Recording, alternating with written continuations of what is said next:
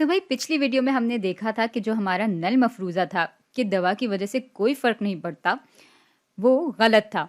और जो हमारा मुतबादिल मफरूज़ा था कि दवा की वजह से असर पड़ता है, वो दुरुस्त था।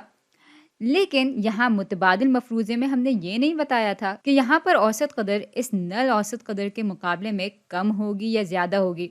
हमने बस कहा था कि ये मुख्तलिफ होगी नल औसत कदर से। लेकिन भाई इस वीडियो में हम बात को थोड़ा और आगे लेकर चलेंगे। हम दवा का असर दोनों ही इंतहा का देखेंगे। यानी अगर बहुत ज़्यादा औसत कदर बढ़ती है तो हम उसको भी देख रहे होंगे, और औसत कदर अगर बहुत कम होती है तो हम उसको भी देखेंगे। और ये दोनों बातें हम टू टेल टेस्ट की मदद से परखेंगे। अगर मैं यही बात उर्दू में बयान करूं तो हम असल में दो तरफ़ा इख्तिबार को देख रहे होंगे। तो चलें, इस बात को मैं लिख भी देती हूँ कि ये दो तरफ़ा इख्तिबार है।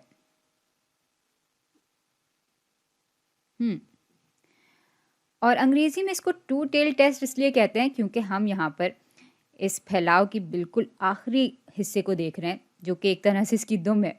और ये दुम औसत कदर के दाएं तरफ भी बन रही है और बाएं तरफ भी बन रही है।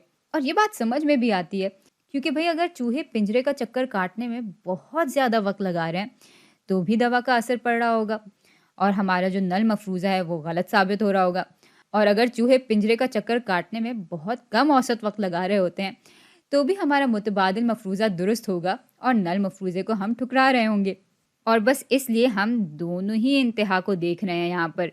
अच्छा, मज़े की बात यह है कि हम वन टेल टेस्ट यानी एक तरफ़ा इख्तिबार की मदद से भी इन दोनों मफरूज़ात को एक दूसरे के ख़िलाफ़ परख सकते थे।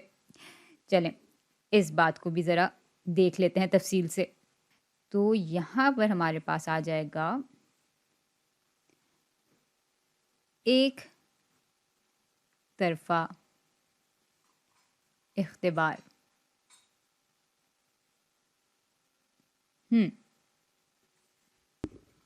भाई इस सूरत हाल में भी हमारा नल हाइपोथेसिस वही हो सकता था कि दवा का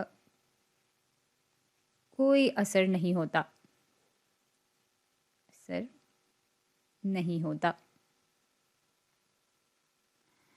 तो इस सूरत हाल में भी हमारी जो औसत कदर है वो 1.2 सेकंड के बराबर रहती नल मफरूज़े में।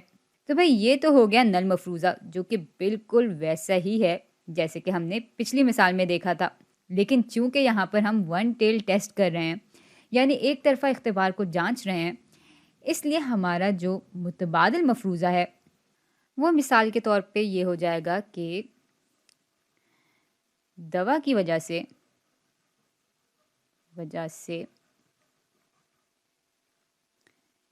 चूहे पिंजरे का चक्कर जल्दी काटते हैं। पिंजरे का चक्कर जल्दी काटते हैं।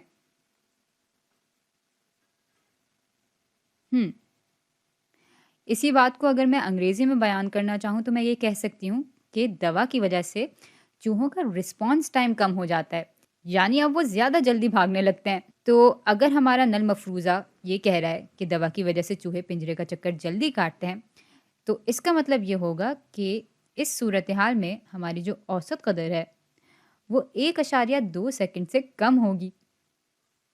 चलें, अब ज़रा इस सूरत हाल में अपने नमूने के फैलाव को देखते हैं। बल्कि मैं पहला वाला ही फैलाव यहाँ पर छाप लूँगी क्योंकि भाई मैं थोड़ी सी कामचोर भी हूँ।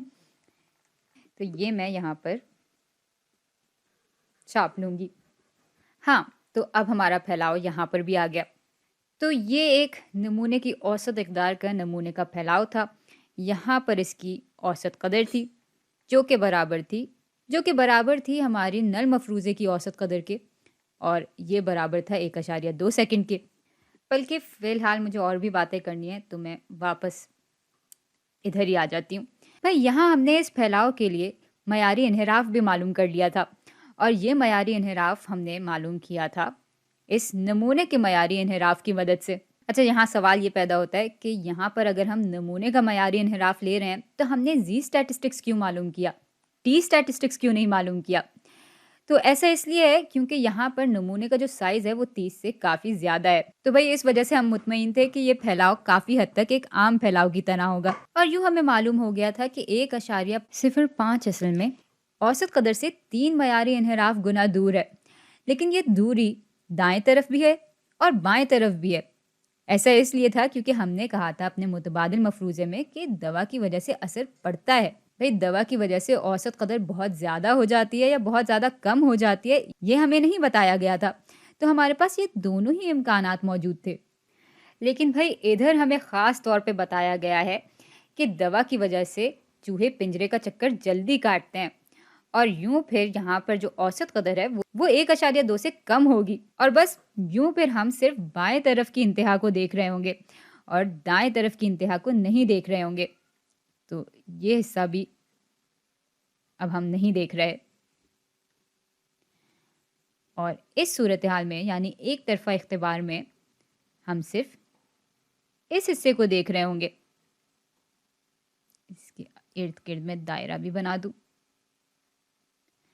और फिर यहाँ आप देख सकते हैं कि पी कदर सिर्फ 0.15% के बराबर रह जाती है, ना कि 0.3% के, जैसा कि हमने पिछली वीडियो में देखा था। भाई अब तक तो आप समझ ही गए होंगे कि इसको एक तरफा इख्तिबार या वन टेल टेस्ट क्यों कहते हैं, क्योंकि यहाँ पर हम इस आम फैलाव की सिर्फ एक टेल को देख रहे हैं, उसकी सिर्फ एक इंतहा को देख रहे हैं। अच्छा, अब ज़रा देख लेते हैं कि इस पी कदर के हिसाब से क्या हमारा नल मफरूज़ा दुरुस्त है या हमारा मुतबादिल मफरूज़ा दुरुस्त है।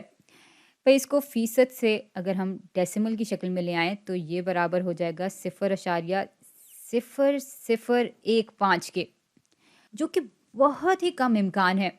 तो यहाँ भी अगर हम फ़र्ज़ कर रहे थे कि नल मफरूज़ा दुरुस्त है,